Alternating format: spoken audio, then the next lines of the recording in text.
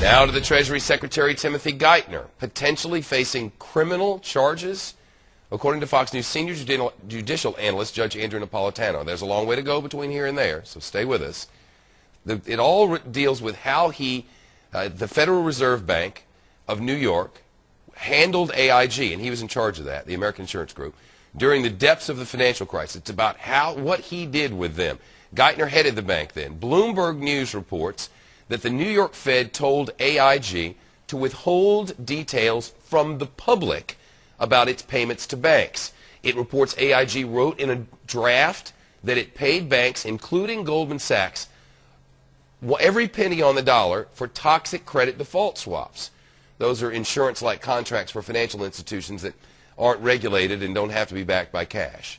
The New York Fed crossed that line out of the report, according to reports citing emails between the two companies. With us now to help explain this and what the legal ramifications are, Judge Andrew Napolitano. I got to tell you, I just read all that. I didn't read it very well, and I don't understand it. I think you read it quite well. I didn't read it well. Would you help us understand? Sure. Tim Geithner was the president of the New York Federal Reserve Bank in the fall of 2008, when the Federal Reserve and the Treasury and the White House and the Congress decided to bail out AIG. Right. In the process of that bailing out of AIG, many documents were exchanged. If you went to the bank to borrow money, you'd have to fill out documents. One of the documents AIG filled out said, we owe X dollars to Goldman Sachs and we plan on paying them 100 cents on the dollar.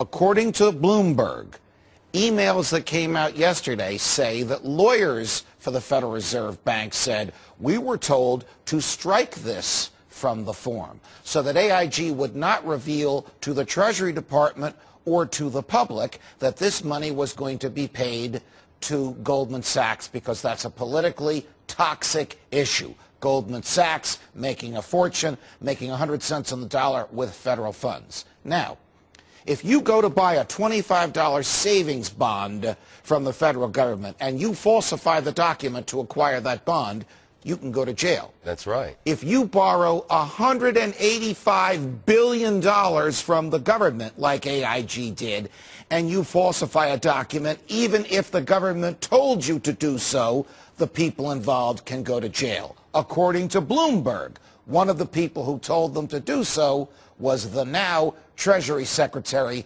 Timothy Geithner. All right. Now, they're alleging that they kept it from the people, that they didn't make it public what they were going to be doing with this money.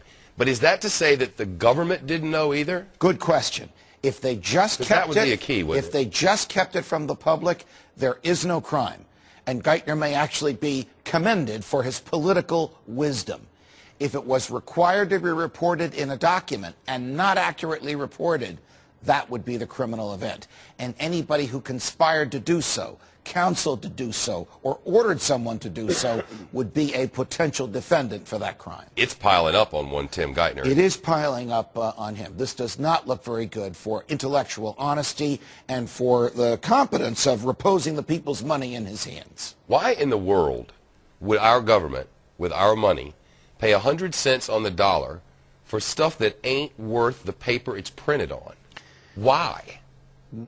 We who watch this stuff for a living, you and I and our colleagues. I mean, it's clear that the banks run the country. The country doesn't run itself. The banks have tremendous influence in the Kidding. country. The government regulates the banks. They're in bed with each other. It's crazy. We did not know until after this deal was done that AIG had someone it owed money to, and it paid that someone 100 cents on the dollar. And that someone was the richest investment bank in the world, whose former chair was then the Treasury Secretary, Henry Paulson.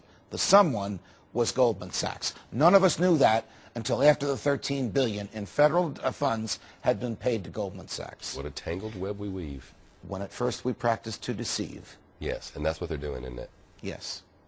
Thank you, Judge. You're welcome, Shep. You bring such joy to the world. I'm just doing my job. Don't kill the messenger.